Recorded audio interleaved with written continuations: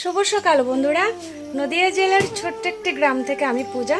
আমার ব্লগ চ্যানেলের পক্ষ থেকে সবাইকে জানাই অনেক অনেক ভালোবাসা, অনেক অনেক স্বাগত। আশা করছি তোমরা সবাই ভালো আছো, সুস্থ আছো। নতুন আরেকটি ব্লগে তোমাদেরকে সাথে নিয়ে শুরু করলাম আজকের দিনটি। তো আমার বন্ধুদের কাছে আমার অনুরোধ রইল ব্লগটা স্কিপ না করে সম্পূর্ণ দেখার, আর আমার সাথে থাকার, আমাকে একটু সাপোর্ট করার।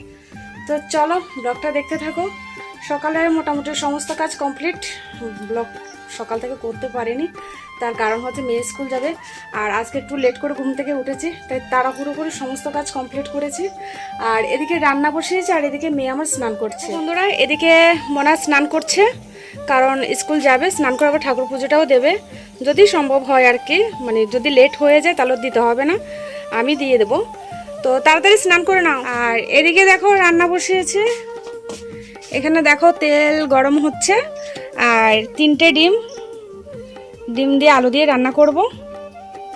আর এখানে দেখো মিক্সার গ্রাইন্ডার আমি মশলা, সব রকমের মশলা পেস্ট করেছি। আদা, রসুন, পেঁয়াজ, কাঁচা লঙ্কা, গরম মশলা, জিরা, একদম হলুদের গুঁড়ো, লঙ্কার গুঁড়ো, সব কিছু একসাথে দিয়ে একদম পেস্ট করে নিয়েছি। তো দেখো তেলটা আমার গরম হয়ে গেছে, এখন আমি এখানে ডিমটা দিয়ে দেবো।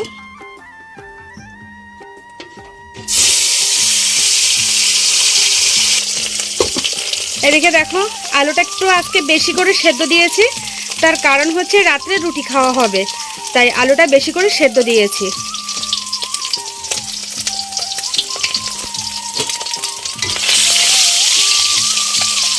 ডিমটা তো ভেজে নিয়েছি।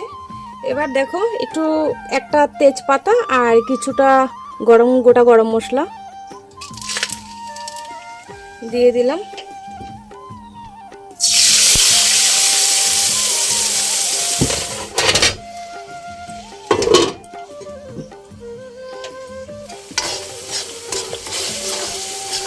মশলাটা আমার কষানো হয়ে গেছে, এবার আমি আলুটা দিয়ে দেবো।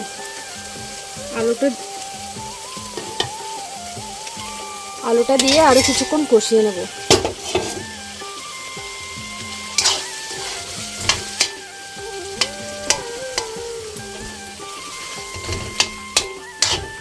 একটু ভেঙে দেবো আলুটা, যেহেতু বড় বড়।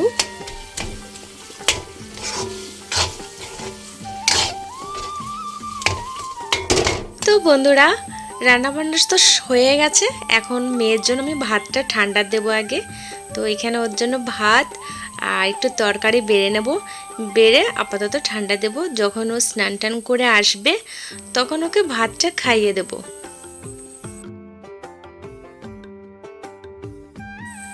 রান্নাবান্না কমপ্লিট করে যে কটা বাসন বেরিয়েছে সে কটা এখন ভালো করে মেজে ঘষে নেব। তার কারণ হচ্ছে জলটা তো বেশিক্ষণ থাকে না, আর আমি চেষ্টা করি যতক্ষণ জলটা আছে তাড়াতাড়ি সমস্ত কাজ কমপ্লিট করতে। এরপরে জল চলে গেলে আর কি করে কাজ করব বলো, কারণ এই জলটাই হচ্ছে আমার ভরসা। আগের দিন যদি ভেবে রাখা যায় যে পরের দিন কি রান্না করব, তাহলে কি বলতো, কাজগুলো অনেক সহজ হয়ে যায়। আর সেজন্য আমি আগের দিন ভেবে রাখি, অথবা রেডি করেও রাখি অনেক সময়, যে পরের দিন কি রান্না করব। এইগুলো আমি বেশিরভাগই মেয়ের যখন স্কুল থাকে বা কোথাও যাওয়ার থাকে তখন ভেবে রাখি। তো সকালে একটু আজকে লেট করে ঘুম থেকে উঠেছি, ঘুম থেকে উঠে ডিম আর আলুটা সেদ্ধ বসিয়ে দিয়েছি, আর একদিকে ভাত বসিয়ে দিয়েছি। দিয়ে সংসারের সমস্ত কাজ কমপ্লিট করে এখন দেখো মেয়েকে ভাত খাইয়ে দিচ্ছি। আর এমনিতে মেয়ে তো হাত দিয়ে ভাত খায়, অন্য সময় স্কুলে যাওয়ার সময় আমি নিজে খাইয়ে দিই। তার কারণ হচ্ছে তাতে একটু তাড়াতাড়ি হয়ে যায়। সাবধানে যেও, ঠিক আছে? বড় গাড়ি দেখলে এক পাশে দাঁড়িয়ে যাও, বড় গাড়ি চলে গেলে তারপর যাবা, আস্তে আস্তে যাও। তো বন্ধুরা, মেয়েকে স্কুলে পাঠিয়ে দিয়েছে, তোমরা তো দেখেছো। তো ওকে স্কুলে পাঠিয়ে স্নান করে ঠাকুর সেবাটা দিয়ে দিয়েছি। তো ঠাকুর সেবাটা দিয়ে যে দেখো ব্যাগ নিয়ে যাচ্ছি এখন রেশন ধরতে। তো রেশনটা ধরে নিয়ে আসি। কালকেও গেছিলাম রেশন ধরতে, কিন্তু কালকে রেশন দোকানটা বন্ধ ছিল। আজকে এখন সমস্ত কাজ কমপ্লিট করে যাচ্ছি, কারণ এতটা পরিমাণে লাইন হয় যে পুরো বেলা হয়ে যায়, দুপুর হয়ে যায়। তো সেজন্য সমস্ত কাজ কমপ্লিট করেই যাচ্ছি। তো চলো রেশনটা ধরে নিয়ে আসি। তো বন্ধুরা দেখো বাইরে বৃষ্টি পড়ছে, আমি রেশন ধরে এসে দেখি আমার দেখো সমস্ত জামা কাপড় ভিজে গেছে। এই যে এখানে দেখো আমার মেয়ের প্যান্ট, এখানেও জামা প্যান্ট, আর এখানেও আমার এই যে নাইটি স্নান করে শুকাতে দিয়েছিলাম, আর এখানে আমার মেয়ের জামা কাপড় সব ভিজে গেছে। কি করব বলো, একা সংসার, কিছু করার নেই। আর আমার অবস্থা দেখো, আমার অবস্থা দেখো, পুরো ভিজে গেছি।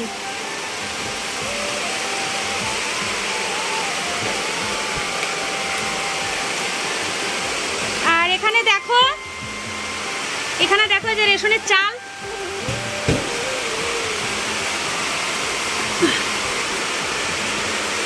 রেশনের চাল, চালটা খুব সুন্দর আছে। তো আটাটা আনিনি, তার কারণ হচ্ছে এ মাসে তো বাজার থেকে আটা কিনে এনেছিলাম মাসের বাজারে, তাই আর আটাটা আনিনি, শুধু চালটা নিয়ে এসেছি। এখন দেখি সমস্ত জামা কাপড় আগে বাইরে থেকে নিয়ে আসি, নিয়ে শুকাতে দিই।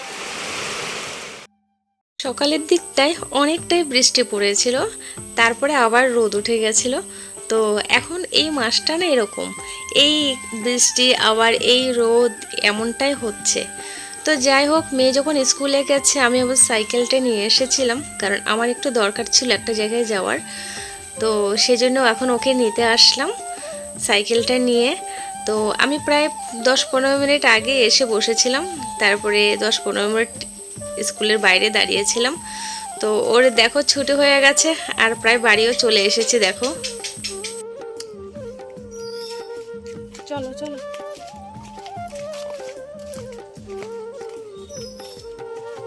এদিকটা পুরো কাদা হয়ে আছে, পুরো কাদা, ইচ্ছা করে না এই কাদার মধ্যে যাই। স্কুলে ভাত খেয়েছো তুমি? আজকে কি রান্না করেছো স্কুলে? হ্যাঁ,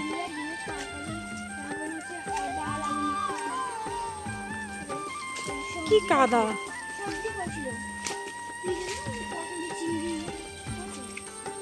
এই কাদার মধ্যে হাঁটতেও কেমন ঘেন্না ঘেন্না লাগে না মনে? পা ধুয়ে নাও আগে।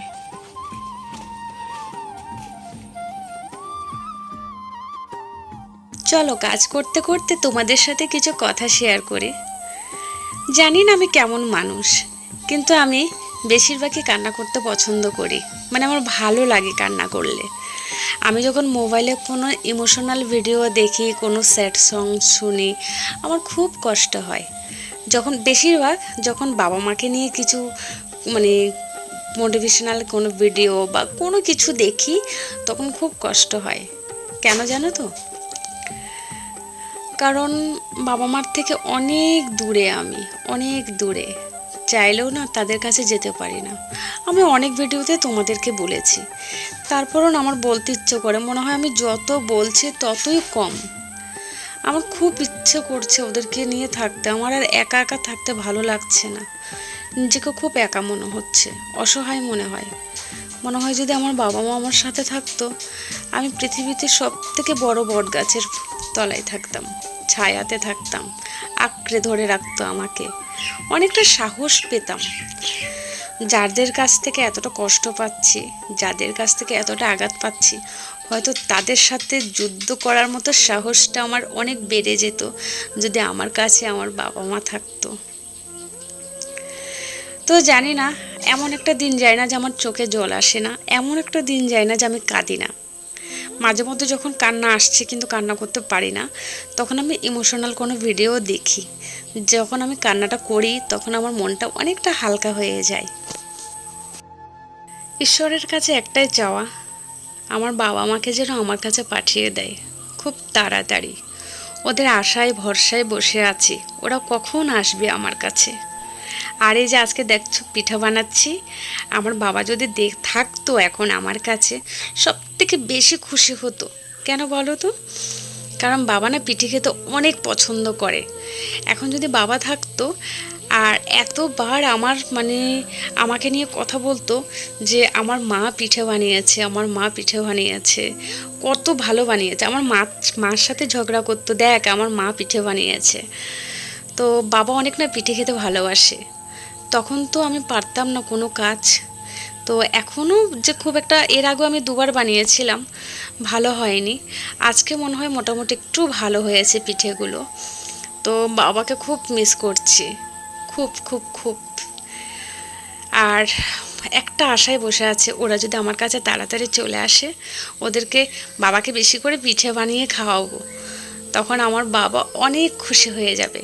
জানো তো, বাবা মাও না আমাকে ফোনে বলে আমি যেগুলো খেতে পছন্দ করি, যে সেগুলো যদি বাজার থেকে কখনো নিয়ে আসে, মা কান্না করে, খেতে চায় না।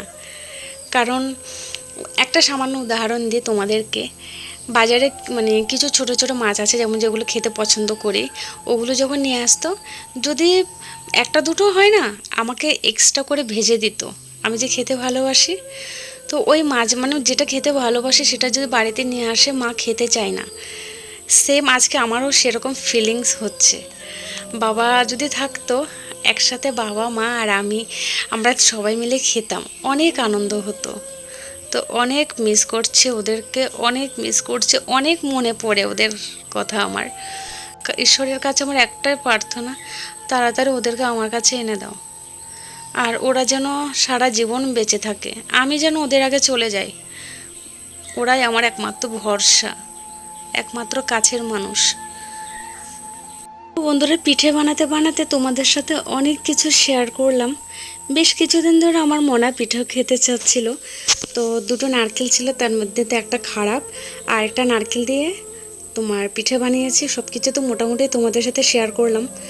তো চলো, আজকে ব্লগটা অনেক বড় হয়ে গেছে, আর ব্লগটা কেমন হয়েছে অবশ্যই কমেন্টে জানিও। ব্লগটা যদি তোমাদের একটু হলেও ভালো লেগে থাকে, প্লিজ আমার সাথে থেকো, পাশে থেকো। আমি যেন কিছু করতে পারি, নিজের জন্য না হোক, নিজের মা বাবার জন্য, নিজের সন্তানের জন্য কিছু করতে পারি, একটু ইনকাম করতে পারি, ওদেরকে জন্য আমার ইনকাম দিয়ে ওদের জন্য কিছু করতে পারি, শুধু এটুকুই চাওয়া। তো চলো, সবাই ভালো থেকো, সুস্থ থেকো, দেখা হবে নতুন কোনো ব্লগে। টাটা।